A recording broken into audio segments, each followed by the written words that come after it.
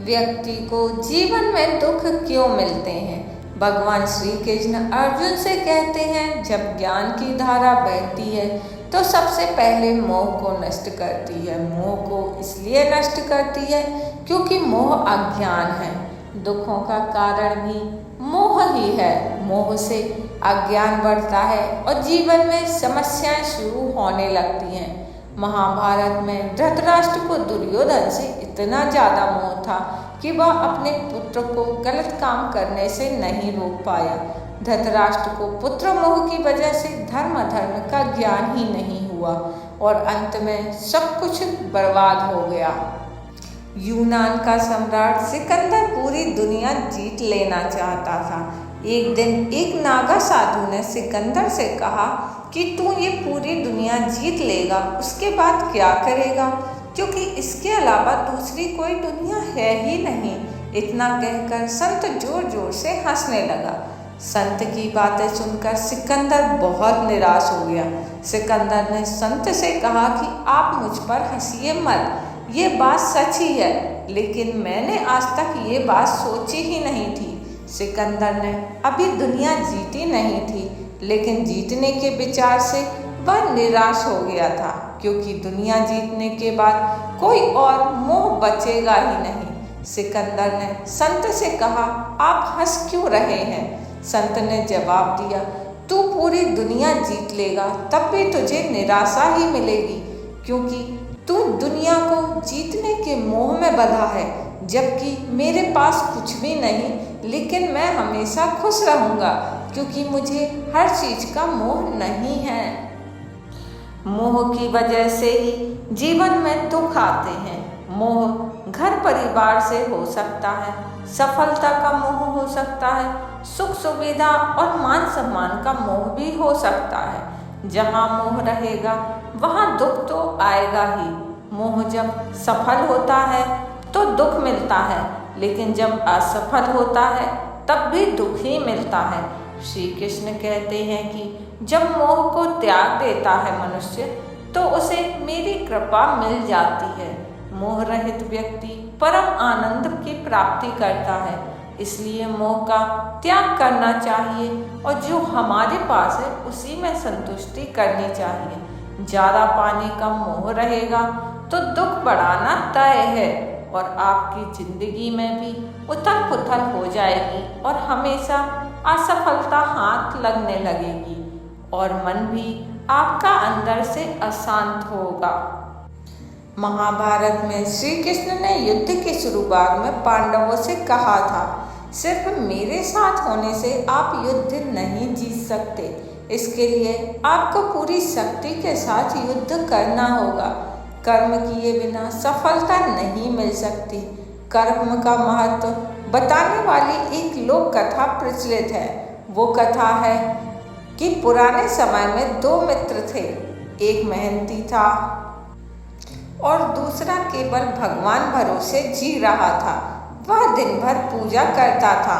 दोनों ने मिलकर खेती के लिए जमीन खरीदी। मेहनती व्यक्ति खेत में दिन भर मेहनत करता, दूसरा दोस्त दिन भर पूजा करता, प्रार्थना करता कि हे भगवान फसल अच्छी हो जाए। काफी समय तक ऐसा ही चलता रहा। उसके खेत में फसल तैयार हो गई। मेहनती व्यक्ति ने पूरी फसल काटी तो पूजा करने वाला मित्र बोला, इसमें से आधा हिस्सा उसका है।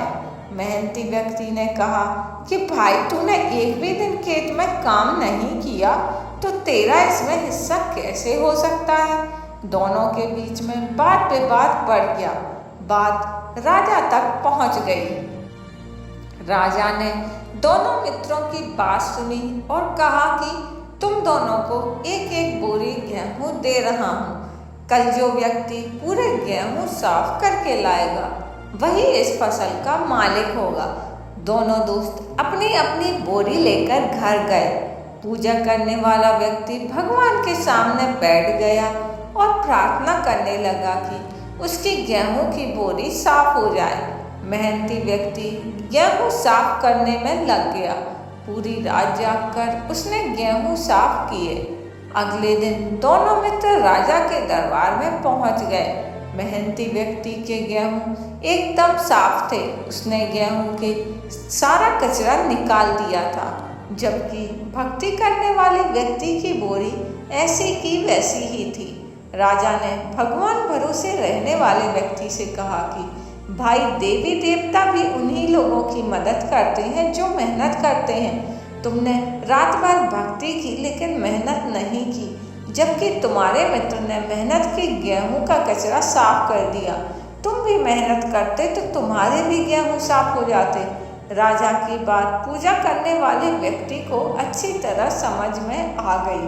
उसके बाद दोनों मित्र खेती में बराबरी से मेहनत करने लगे।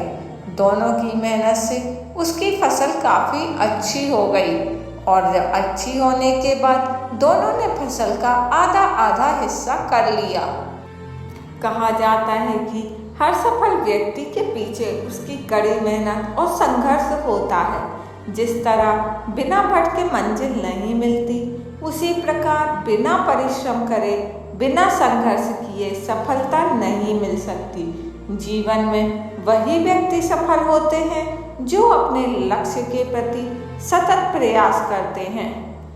हर व्यक्ति सफल बनना चाहता है और हर किसी का अपना एक लक्ष्य होता है। इसे पाने का प्रयास केवल और केवल आपको ही करना होगा। इस बात को गांठ बांध कर रख लीजिए, क्योंकि भोजन यदि थाली में परोस भी दिया जाए तो भी खाना उसको पड़ता ही है।